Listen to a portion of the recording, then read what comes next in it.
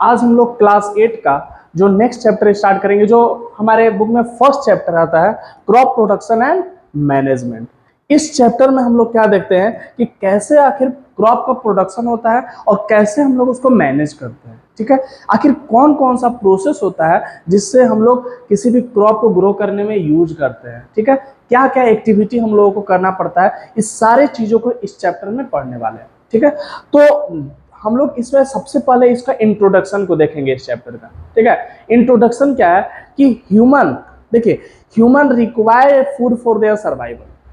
देखिए, क्रॉप का जो प्रोडक्शन तो दूसरे कोई जानवर करेंगे नहीं, ह्यूमन ही करता है। तो इसीलिए यहाँ पे ह्यूमन का दिया हुआ है कि ह्यूमन अपने क्रॉप का प्रोडक्शन क्यों करते हैं, अपने सर्वाइवल के लिए। जो भी आप सोच लो कि चल रहे हो, दौड़ रहे हो, पढ़ रहे हो, ये सब सारे चीज के लिए हमारे बॉडी को क्या एनर्जी की रिक्वायरमेंट है। तो एनर्जी आएगा कहाँ से? एनर्जी फूड से आएगा। तो बिना फूड के हम लोग किसी भी काम को कर सकते हैं क्या? नहीं कर सकते हैं। ठीक है, आप नोटिस करते हुए कि अगर मान लो आप खाना खाकर सोए और 2-3 घंटे बाद अगर उठते हो तो फिर आपको भूख लग जाता है। तो हमारे बॉडी में भी बहुत सारा ऐसा वर्क है जो होते रहता है। हमारा हार्ट बीट चलते रहेगा, ब्लड फ्लो होते रहेगा, या किडनी अपना अलग काम करते रहेगा। तो जो भी बॉडी के इंटरनल ऑर्गन है वो अपना सारा काम करते रहते हैं। तो उसके लिए क्या चाहिए हम लोगों को? उसके लिए चाहिए फूड, क्योंकि फूड से ही तो एनर्जी आएगा ना। ठीक है, तो we get our food from a plant by agriculture practice.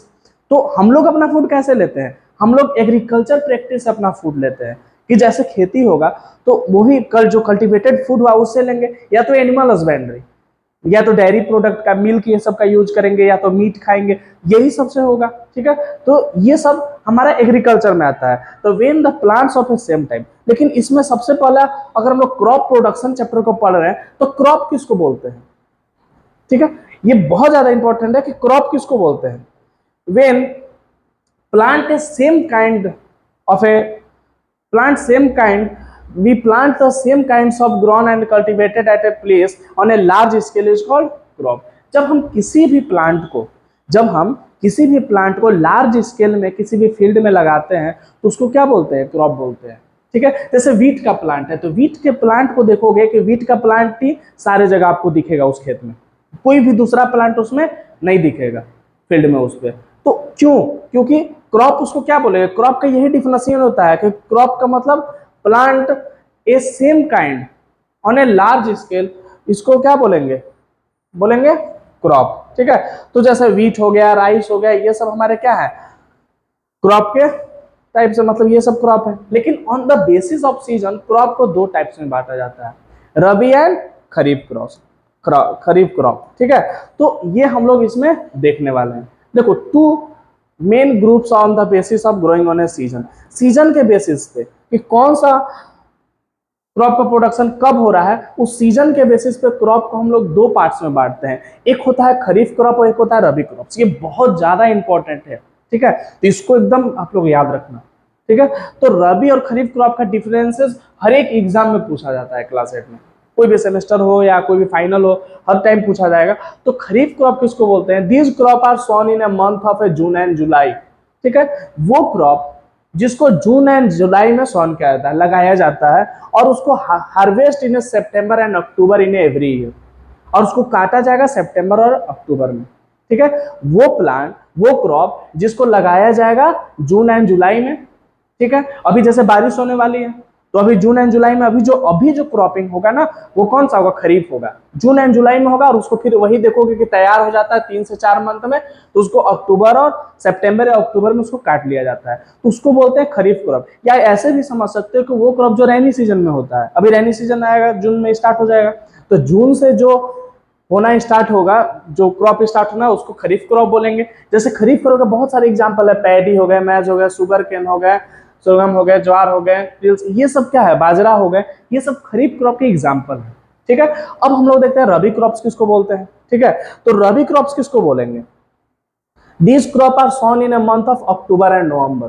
ठीक है, जैसे ही हमारे ठंड का शुरुआत होती है हमारे इधर।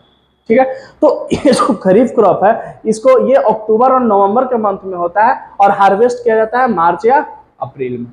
ठीक है, तो वो क्रॉप जिसको अक्टूबर और नवंबर में हम लोग सॉन करते हैं, लगाते हैं उसको, और मार्च और अप्रैल में उसका जब हार्वेस्टिंग होता है, उसका कटाई होता है, तो उसको बोलते हैं rabi crop. Wheat, oats, barley and pea, ये सब एग्जांपल है रबी क्रॉप्स के। ठीक है। तो दो टाइप के सीजन के बेसिस पे दो टाइप्स को क्रॉप को बांटा गया है। कौन कौन? खरीफ और रबी। खरीफ रैनी सीजन में होता है, रैनी सीजन मीन्स जून और जुलाई में उसको लगाया जाता है, और उसका जो हार्वेस्टिंग होता है, उसकी जो कटाई होती है वो सितंबर और अक्टूबर में होती है, ठीक है। और खरीफ क्रॉप किसको बोलेंगे? खरीफ क्रॉप का सॉन क्या था? खरीफ क्रॉप को लगाया जाता है अक्टूबर और नवंबर में, ठीक है। और उसको काटा कब जाएगा? अप्रैल एंड मार्च में एवरीवेयर। इसका एग्जांपल याद रखिएगा, वीट, ओट्स, डेली, क्योंकि एग्जांपल से ना हर बार एमसीक्यू में क्वेश्चन पूछे जाते हैं वैसे, ठीक है। कि बहुत सारे आपको 4 एग्जांपल दे दिया, पूछा जाए कि इसमें से बताओ रबी क्रॉप्स कौन है, खरीफ क्रॉप्स कौन है, ठीक है। तो वैसे आप MCQ fill in the blank से पूछा जाता है तो आप देख सकते हो। यहाँ पे देखो फिगर भी दिया हुआ है, ठीक है, कि कौन सा क्रॉप कब होता है। जैसे आप रबी क्रॉप्स को देखते हो तो पी रबी क्रॉप्स है, वीट रबी क्रॉप्स है, ग्राम्स, मस्टर्ड, ये सब कब लगाए जाते हैं? रबी क्रॉप्स हमारे अक्टूबर और नवंबर में। खरीफ क्रॉप हमारे rice, groundnut, ragi and soybean, ये सब क्या है? खरीफ क्रॉप है, ठीक है। तो यहां तक आप समझ गए होंगे कि खरीफ क्रॉप और रबी क्रॉप्स में क्या डिफरेंसेस है, ठीक है। अब हम लोग देखते हैं ना, बहुत यहीं से चैप्टर का समझो कि स्टार्टिंग होता है, ठीक है, क्योंकि मेन यही है कि क्रॉप प्रोडक्शन में किस किस एक्टिविटी का हम लोग यूज करते हैं। क्या क्या यूज करेंगे? पहला, crop production on the basis of include preparation of soil. सबसे पहले क्या जरूरी है? प्रिपरेशन ऑफ सॉइल, ठीक है। इसीलिए तो प्लगिंग किया जाता है। यहां पे देख लो, जो देखते होंगे कि जब बारिश होता है उसके बाद ट्रैक्टर को ले जाकर प्लग कराया जाता है, खेत को जोता जाता है, वो क्या है? प्रिपरेशन ऑफ क्रॉप, ठीक है। उसके बाद सोइंग, उसके बाद हम लोग बीज को डालते हैं, ठीक है। उसको क्या करेंगे? फील्ड में बीज को डालेंगे। देख लो कि ये आदमी कैसे बीज को डाल रहा है, सोइंग कर रहा है। उसके बाद थर्ड नंबर में हम लोग adding a manure and fertiliser. उसमें हम लोग एक्स्ट्रा न्यूट्रिएंट्स उन लोग को अच्छे से ग्रो हो जाए, अच्छा से उन लोग का प्रोडक्शन, इसलिए हम लोग मैन्योर और फर्टिलाइजर का ऐड करते हैं। इसके बारे में 1 बाय 1 करके पूरा डिटेल में हम लोग इस चैप्टर में देखने वाले हैं, ठीक है।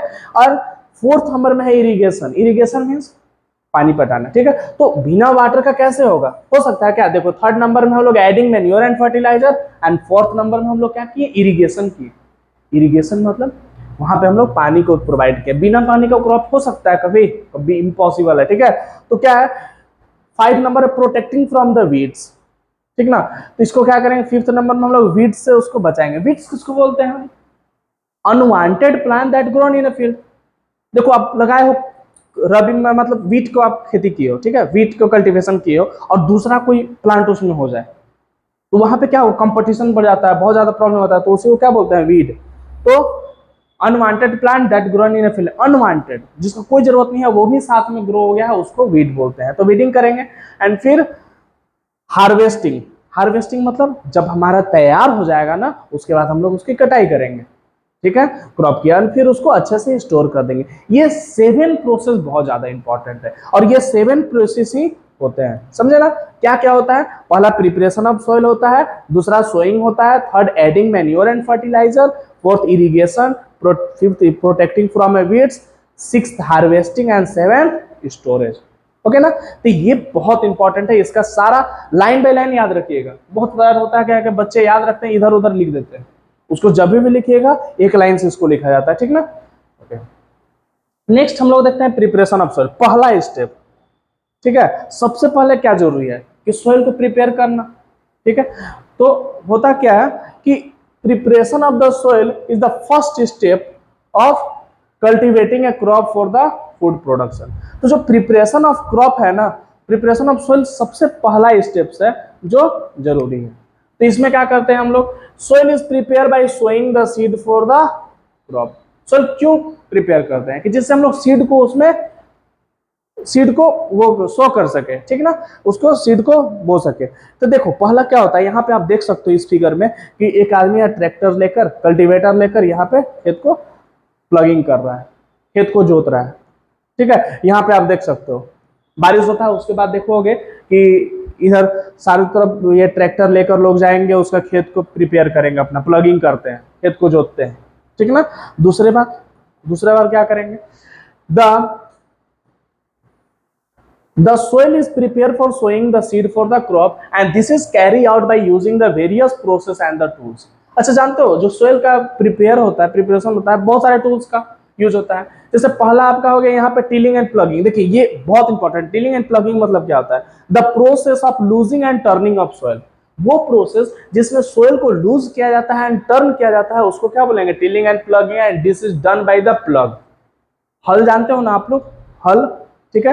पहले क्या होता था, पहले के जमाने में लोग बैल ये सब का, ऑक्स का यूज करते थे, पीछे एक वुड का या आयरन लगा रहता था, हल का यूज करते थे। तो अब क्या है, अब लोग कल्टीवेटर का यूज करते हैं। आप देख सकते हो इसको, इसको किस चीज के लिए यूज करते हैं? Turning and losing of the soil. Soil को लूज करना, टर्न करना बहुत ज्यादा जरूरी है। बिना उसके लूज किए, टर्न किए पॉसिबल नहीं है कि उसमें सीड जाएगा और ग्रो होगा, ठीक ना। तो ये बहुत ज्यादा जरूरी है। द टिलिंग एंड प्लगिंग किसको बोलते हैं? The process of losing and the turning the soil is called tilling और प्लगिंग। वो प्रोसेस जिसमें हम लोग सोइल को क्या करते हैं? टर्न करते हैं और लूज करते हैं, ठीक है, उसको हम लोग टिलिंग एंड प्लगिंग बोलते हैं। This is done by plug. यहाँ पे देख सकते हो कि कैसे इसको किया गया है, ठीक है। देखिए पार्ट 1 आज यहीं तक पढ़ाएंगे हम लोग, ठीक है। इसको 2-3 पार्ट में, 2 से 3 पार्ट में इसको चैप्टर को कंप्लीट करेंगे। और छोटा ड्यूरेशन में बनाने का रीजन ये है ना कि आप लोग अच्छे से इसको देख सको, ठीक है। Okay, thank you so much.